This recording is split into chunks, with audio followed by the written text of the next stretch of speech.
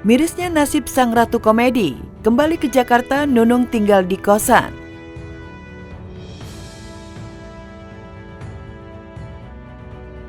Kehidupan komedian Nunung tengah terseok-seok. Dulunya bergelimang harta, kini Nunung bersama suaminya Ian Sambiran hidup prihatin di rumah kosan kawasan Pancoran, Jakarta Selatan. Aku pernah dengar mami rumahnya yang di Jakarta udah dijual. Udah. Mobil Terus juga mobil. katanya. Iya. Berarti mami tinggal di mana? Ngekos. Ada mami. Kos, aku ngekos di Pancoran, ngekos. Main deh ke rumahku nanti ke sana. Ngekos, satu kamar gini. Udah sama suami ya. Mau gimana lagi tuh? Tak terbayang sebelumnya dalam diri Nunung memulai hidup dari nol lagi. Dulu jadwal kerja Nunung padat, materi pun berlimpah. Tapi kini semuanya berbanding terbalik. Di Jakarta, Nunung tak hanya tinggal di petakan kosan. Dia juga bepergian naik kendaraan umum hingga cari-cari pekerjaan lantaran tidak ada job rutin. Semua itu menjadi episode baru perjuangan hidup sang ratu panggung komedi yang sudah tidak muda lagi.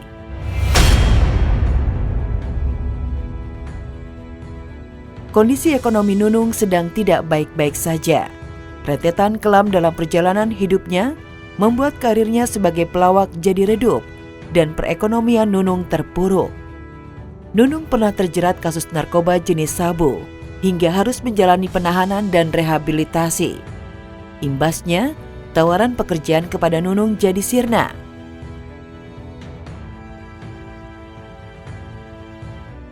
Lepas dari kasus narkoba, Nunung dihadapi masalah kesehatan.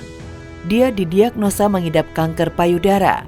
Serangkaian pengobatan termasuk kemoterapi dijalani Nunung. Sakit, aduh sakit.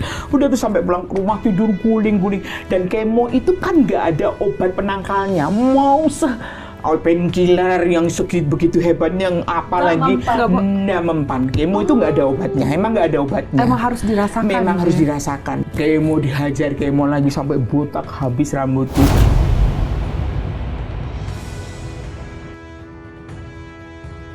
Di saat dirinya tengah terpuruk, hal yang menyedihkan kembali dihadapi Nunung. Mantan primadona Sri Mulat ini dijauhkan oleh anak-anaknya. Padahal Nunung sangat membutuhkan mereka untuk menguatkan dan membangkitkan moralnya.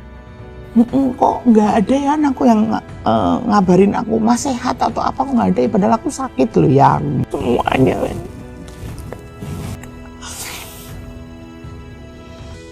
Nggak ada yang nanya kabar saya. Mereka nggak tahu aku sakitan mereka. Beruntung Nunung memiliki sahabat dari kalangan artis yang menyemangatinya hingga memberikan bantuan keuangan kepadanya. Sule, Ajis Gagap, Andre Taulani menjadi sahabat yang ada ketika Nunung sedang terseok-seok. Ya senang aja, jadi jalinan silaturahminya itu tetap terjalin walaupun ibadah. Saya kan jarang banget telepon teman-teman. Ya seneng lah pasti, ya udah lama nggak ketemu, terus ketemu kita sama-sama saling sehat, saling ya seneng. Untuk menyambung hidup, Nunung buka warung makan di kampung halamannya di Solo, Jawa Tengah. Walaupun penghasilannya tidak sebesar jadi artis, namun warung makan sederhananya itu mampu menopang perekonomiannya. Usia udah nggak muda lagi, terus pemasukan kan harus dapat ya. Sedangkan di dunia kayak di dunia entertain ini kan lagi diborong sama anak-anak muda ya, gitu. Jadi ya apa ya, bisnis apa ya udah, jadi ya masak. Kini Nunung merantau lagi ke Jakarta, mencari peruntungan di dunia entertainment dengan bekal seadanya. Di usia telah mencapai 61 tahun, Nunung harus berjuang lagi dari titik nol. Namun di tengah keterbatasan dan keprihatinan hidupnya, pemilik nama lengkap Tri Retno Prayudati ini masih mengumbar tawa dan canda, seolah tidak menghadapi beban hidup. Jadi Aku kan debt collector. apa aja diduitin. Jakarta ini, Min. Berat banget mami bisa ngelewatinnya. Iya, karena aku setiap ada cobaan, entah itu cobaan dari Allah, entah itu cobaan yang saya perbuat sendiri, itu selalu ikhlas menerimanya, selalu ikhlas menerimanya.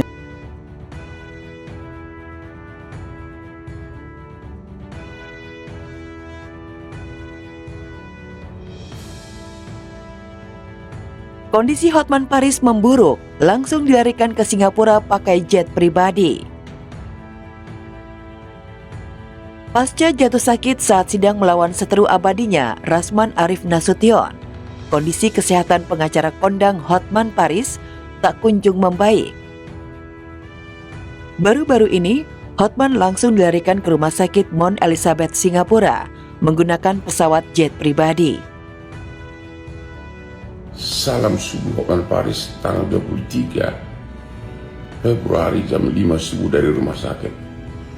Hotman masih di rumah sakit.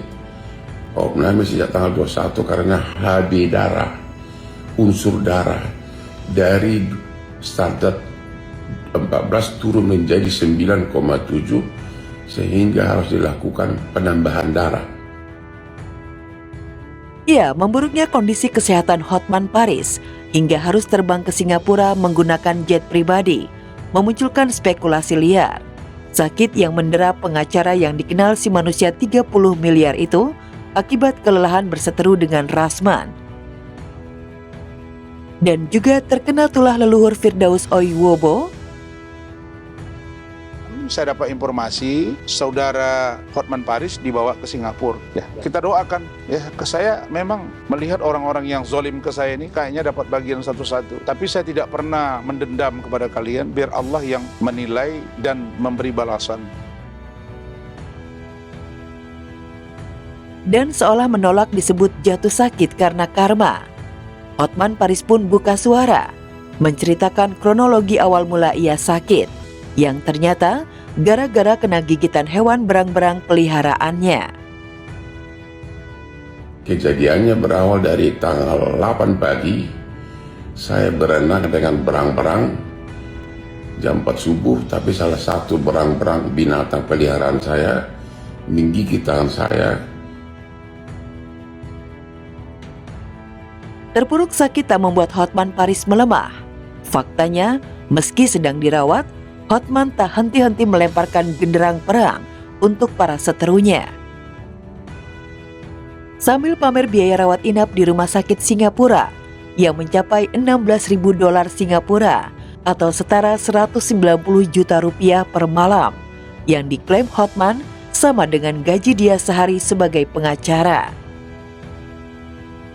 Halo para fans gua seluruh Indonesia. Ini sekedar tukar informasi. Satu kamar penthouse di rumah sakit Mount Elizabeth Novena, Singapura. Mount Elizabeth, Singapura. Satu malam $16.000. Satu malam $16.000. Ini gue lagi di infus nih ya. Dia ada infusnya tuh ya. Dan tapi itu udah termasuk dikasih, coba lihat deh, mobil limosin, coba lihat nih, tulis nih.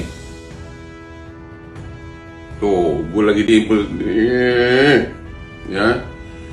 Nih, ini karena kebanyakan kerja. Kerja itu saya 18 jam sehari. Kerja 18 sehari memang bisa dapat $16.000, berarti sehari kerja saya di Jakarta habis di sini semalam. Dulu ketika Alvin Lim dibawa ke Cina, begini juga postingannya. Begini kan, saya nggak kebayang nih orang yang begitu gagah berani.